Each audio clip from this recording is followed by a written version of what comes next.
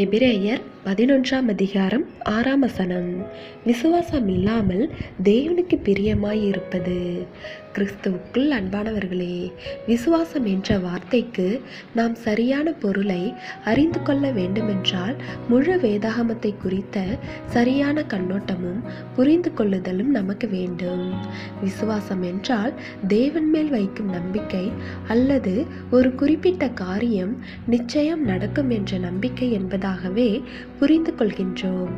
ஆனால் அவை மட்டுமே விசுவாசம் ஆகிவிடாது.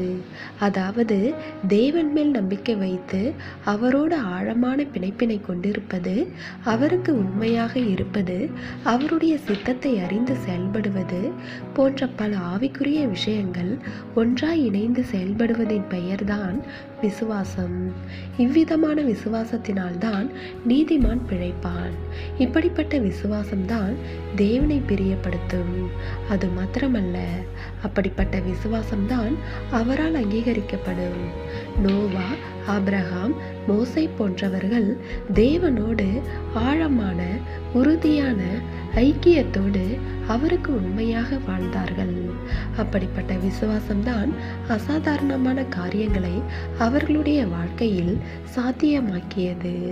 எனவே தேவ பிள்ளைகளே, இன்று நாம் தேவனுக்கு பிரியமாக வாழ்ந்து நம்முடைய விசுவாசத்தை வெளிப்படுத்துவோம். அப்பொழுது தேவனுடைய நாமம் நம்முடைய வாழ்க்கையில் மகிமைப்படும். தேவனுடைய கிருபையும் இரக்கமும் உங்கள் அனைவரோடும் இருப்பதாக. ஆமென்.